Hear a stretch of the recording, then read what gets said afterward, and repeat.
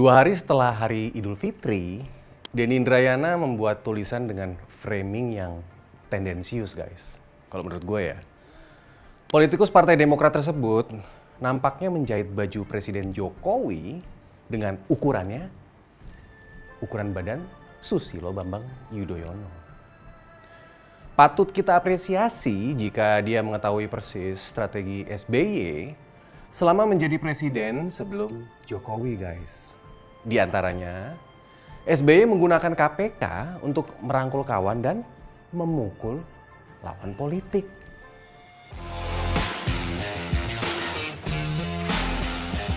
Strategi mengkerdilkan KPK tersebut berjalan beriringan, guys, dengan strategi menggunakan dan memanfaatkan kasus hukum oposan untuk berbalik mendukung pemerintahannya. Jangankan terhadap orang yang punya kasus hukum, PKB Gus Dur aja yang saat itu menjadi oposisi terhadap SBY digoyang juga, guys, dengan cara mendekati Muhaimin Iskandar. Caimin memang sudah menjadi ketum PKB. Namun, struktur kewenangan di PKB bertumpu pada Ketua Dewan Syuro pada saat itu, yang dijabat oleh Gus Dur. Pada akhirnya, Gus Dur dan Yeni Wahid terdepak selamanya dari PKB. Nah, di bawah kendali Caimin, PKB berubah dari oposisi menjadi pendukung pemerintahan SBY. Selain itu, strategi memperalat hukum nih sebagai instrumen kepentingan SBY yang paling fenomenal nih bahkan terlihat gamblang ketika Anas Urbaningrum, guys, digeser dari kursi ketua umum Partai Demokrat. Anas dikorbankan menjadi pesakitan KPK sejak dirinya terpilih menjadi ketua umum Partai Demokrat. Ya, memang hubungan Anas dan SBY terlihat merenggang. Pada Kongres Partai Demokrat di Bandung tahun 2010 lalu tuh, Anas mengalahkan Marzuki Ali dan Andi Malarangeng yang dijagokan oleh SBY sendiri. Pada tanggal 8 Februari 2013, publik digegerkan, guys, dengan bocornya sprindik alias surat perintah penyidikan atas nama Anas Urbaningrum. Komite etik pun dibentuk untuk menangani masalah ini. Dari pengusutan Komite Etik KPK, ditemukan bahwa pelaku pembocoran sprindik adalah Wiwin Suwandi yang menjabat pada waktu itu sebagai sekretaris pribadi Ketua KPK. Wiwin adalah binaan dari Abraham Samad sejak masih mahasiswa di Fakultas Hukum Universitas Hasanuddin. Sebelumnya ada rangkaian peristiwa yang tidak dapat dipisahkan, guys. Dan memang kelihatan drama banget lah pokoknya. Nah, kronologinya begini.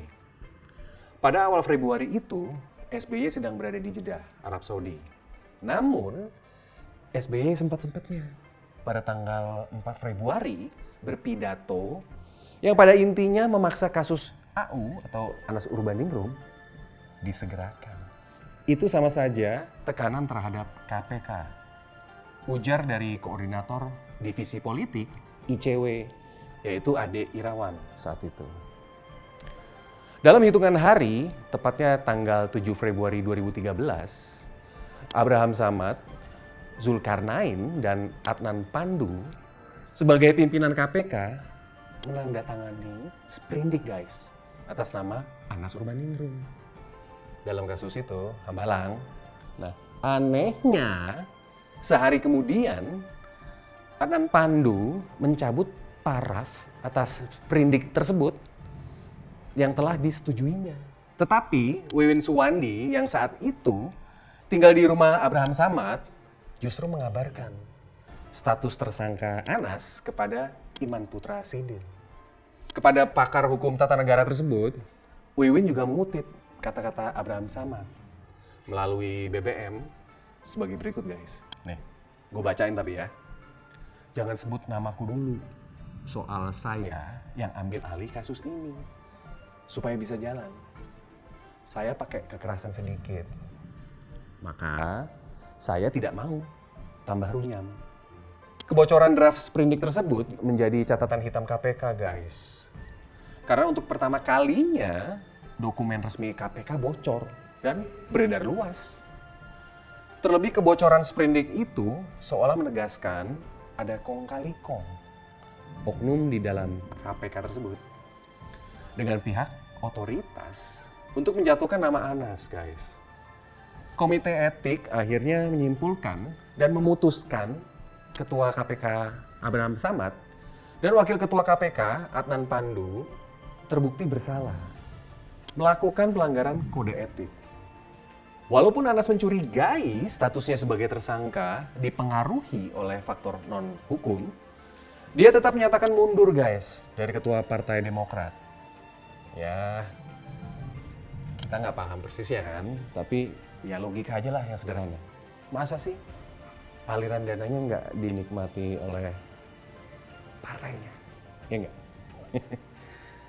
Tampaknya Denny Indrayana ini paham betul ya strateginya Pak B ini. Tapi masalahnya adalah dia gagal paham dengan mengira Jokowi juga melakukan strategi seperti SBY itu. Politikus Partai Kartu Keluarga ini gagal paham, guys, dengan gocekan kesebelasan Jokowi yang lazim disebut koalisi besar. Jokowi bukan mengendalikan partai-partai politik dengan keculasan seperti Pak BY. Tapi Jokowi punya pengaruh karena partai-partai politik tersebut ingin memanfaatkan approval rating Jokowi yang tinggi nih di mata rakyat. Kayak numpang naik daun gitu loh. Oke? Nah, apapun, toh Jokowi menghormati kedaulatan partai-partai politik ini.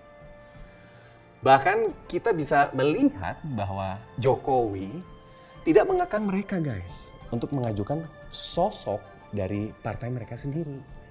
Seperti Prabowo, Airlangga, Muhaimin. Oke? Bebas bernegosiasi satu dengan yang lainnya. Nah, Denny Indrayana juga gagal paham tentang peluang siapa yang lebih besar untuk menang jika hanya dua pasang calon. Oke? Menurutnya Jokowi ingin mencegah pencapresan Anies karena takut Anies menang. Tetapi kalau langkah Anies Baswedan tidak terbendung untuk menjadi capres, maka harus ada capres ketiga. Dan pilihan Jokowi jatuh kepada Prabowo Subianto.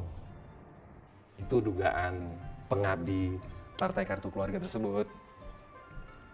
Padahal, kalau kita menganalisa berbagai hasil survei, tampaknya Ganjar akan lebih mudah mengalahkan Anies, guys, kalau hanya dua paslon.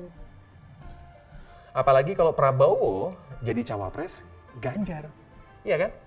Nah, gimana sih? Denny kok gagal paham gitu?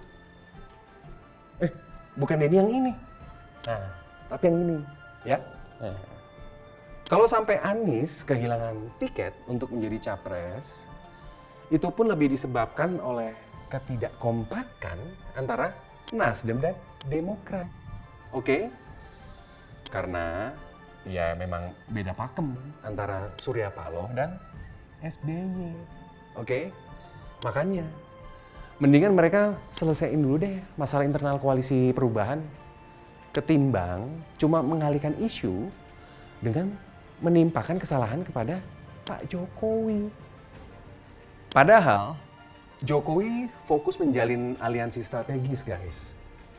Sehingga bisa leluasa dan gesit bermain cantik di antara partai-partai politik. Oke? Aliansi strategis Jokowi bertujuan untuk mengamankan pembangunan berkelanjutan menuju Indonesia yang maju. Demi kepentingan nasional, di atas semua, koalisi partai-partai politik. Bahkan menurut Ketua Majelis Pertimbangan P3, yaitu Gus Romi, pengusungan Anies oleh Partai Nasdem juga termasuk, guys, dalam pemikiran Jokowi. Yang menginginkan semua koalisi dipimpin oleh partai-partai dari pemerintahannya. Gue bacain ya, hari ini hampir terbentuk terjadi Di KIB koalisi, PKB, Gerindra koalisi, Nasdem lead juga.